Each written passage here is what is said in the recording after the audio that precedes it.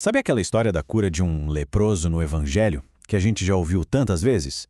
E se ela for muito, mas muito mais do que parece à primeira vista?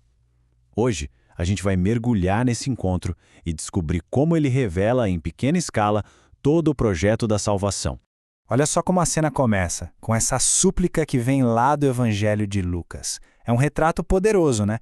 Um homem que chegou no fundo do poço, no auge do desespero, mas que encontra uma fagulha de esperança.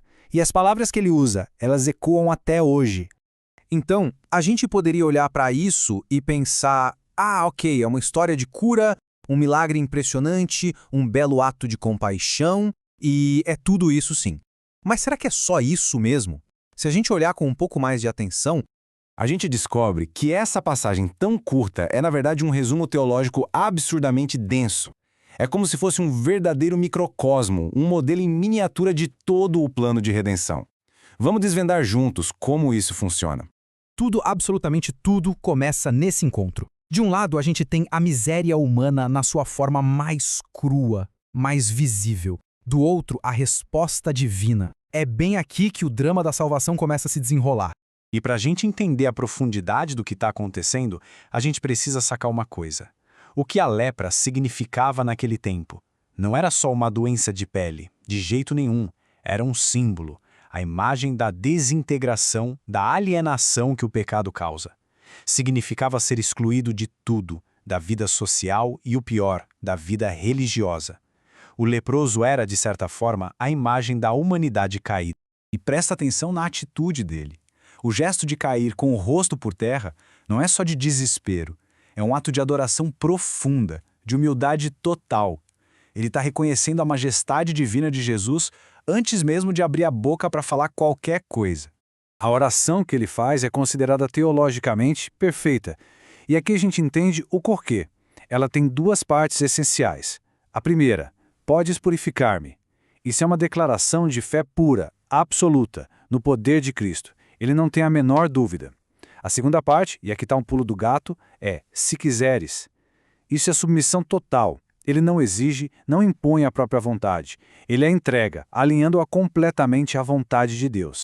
E qual é a resposta que vem do céu para essa fé e para essa humildade toda? O que acontece em seguida é uma inversão completa da lógica do mundo.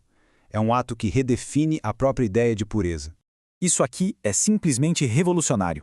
Pensa bem, pela lei de Moisés, a regra era clara. Se uma pessoa pura tocasse em algo impuro, como um leproso, ela se tornava impura. A impureza se espalhava. Mas Cristo vira essa lógica de cabeça para baixo. A santidade dele não é frágil, não é passiva. Pelo contrário, ela é ativa, ela se comunica, ela purifica. Ele não é contaminado pela impureza. É a santidade dele que destrói a impureza. E aquele simples toque tem um significado triplo, super profundo. Primeiro, ele aponta para a própria encarnação, o divino tocando a carne humana para curá-la por dentro. Segundo, é um ato de compaixão imensa, que quebra o isolamento daquele homem e devolve a dignidade a ele. E por fim, é um ato de soberania. Ao tocar no intocável, Jesus mostra que ele é o Senhor da lei, que ele não está preso a ela. A resposta em palavras é tão poderosa quanto o toque. Quero. Isso não é um desejo tipo, eu gostaria. Não. É um decreto divino, é uma palavra criadora que reorganiza a realidade na mesma hora. A palavra dele tem poder, faz acontecer, que nem lá no Gênesis.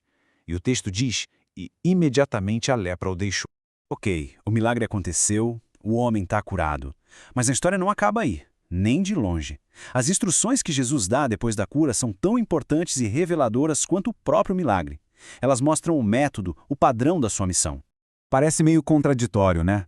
Jesus manda o homem ficar quieto sobre ele, mas ao mesmo tempo o manda se apresentar ao sacerdote, o que era um ato super público. Isso mostra a prudência divina. Ele está evitando aquela fama de um Messias puramente político e, ao mesmo tempo, está usando a própria lei para que o poder dele seja testemunhado e reconhecido oficialmente pelas autoridades da época. E esse padrão de ação se torna um modelo para a nossa vida espiritual.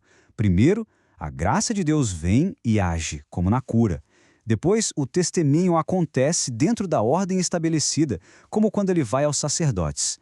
E, o mais crucial de tudo, toda essa ação externa só se sustenta por causa de uma base interior, de uma comunhão com Deus através da oração. E a cena final do relato deixa isso bem claro. É um contraste muito forte. De um lado, a fama de Jesus explode, multidões correm atrás dele. Do outro, ele se retira, vai para lugares desertos para rezar. Isso mostra para a gente que a fonte, o combustível de todo o ministério público dele era essa conversa íntima com o Pai. Então, vamos amarrar todas essas pontas. A história desse leproso, no fim das contas, não é só sobre ele, é sobre todos nós. É aqui que a gente enxerga como essa pequena história funciona como um grande resumo de toda a obra da salvação. As verdades centrais ficam muito claras. A gente vê que a nossa condição humana, que muitas vezes nos isola por causa do pecado, encontra em Cristo a única fonte de purificação. A gente aprende que uma fé humilde e a submissão total abrem as portas para essa graça. Vemos que Cristo não veio destruir a lei antiga, mas levá-la à perfeição. E, por fim, fica a lição de que a oração é a base indispensável de toda e qualquer missão. O convite final dessa passagem é bem pessoal. É um convite para que cada um de nós se veja na figura daquele leproso. Porque, de um jeito ou de outro, todo mundo carrega as suas lepras, as próprias misérias, os pecados, as fragilidades. E assim, essa análise toda nos deixa com uma reflexão profunda. Qual é a lepra que nos isola, que nos machuca? E mais importante ainda, como a gente se aproxima para pedir para ser purificado? A resposta, quem sabe, está escondida naquela mesma oração perfeita. Senhor, se quiseres, podes purificar-me.